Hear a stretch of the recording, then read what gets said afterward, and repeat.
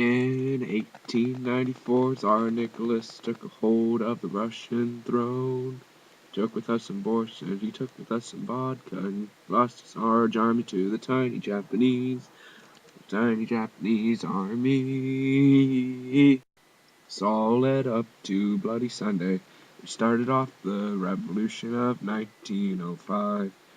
But Tsar Nicholas ended it quickly because he allowed the Duma, which was a Congress, to be established.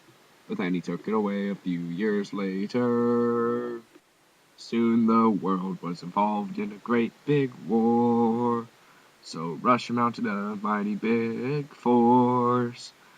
But Tsar Nicholas made a fatal error because he took control of the armies, and he wanted to go to the front line. But then that left his queen in charge of Russia, who didn't really know how to lead. Tsarina Alexandria was a German princess who married him because they loved each other. But when Tsar Nicholas left to fight, Tsarina Alexandria gave power to Rasputin. Rasputin cured her son of hemophilia just a few months ago.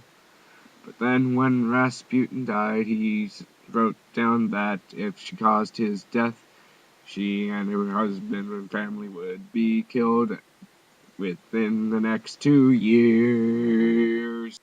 After losing every battle he had fought at, the Tsar decided that he wasn't fit, so he abdicated his throne and allowed a provisional government.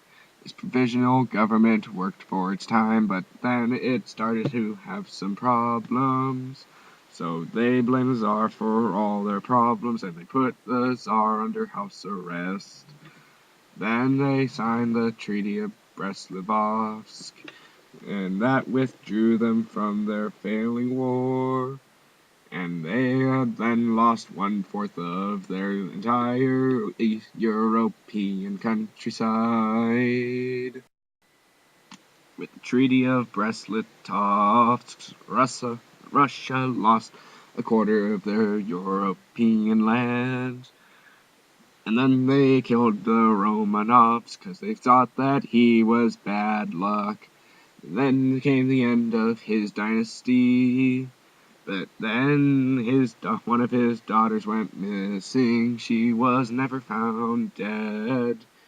No, they're still looking for her. That is unimportant because the Bolsheviks came with Vladimir Lenin shooting everyone. He didn't want to fall and die because the Tsar's father had killed his brother and he wanted some revenge. Vladimir Lenin was the head of the Bolsheviks. He also headed the Party of Communists. He was power-hungry and angry at the Tsar, so he took control of the throne in 1917 in a successful coup d'etat.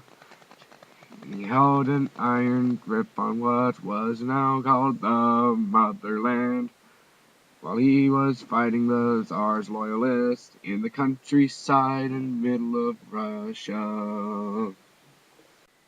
When Vladimir Lenin was fighting these loyalists, it was called the Russian Civil War. And when it came onto the stage, the Bolsheviks were all red. They fought till Russia was all red. When they became the most powerful group, then the Cheka and New Economic Policy were known. The New Economic Policy and the Cheka. The Cheka was a secret police that killed anyone who defied the Russian law. So they threw people in what they called gulags, which were located in eastern Siberia. The NEP was almost like capitalism, though that was against communism. The NEP gave land to the farmers, and then Stalin took it away when Lenin died.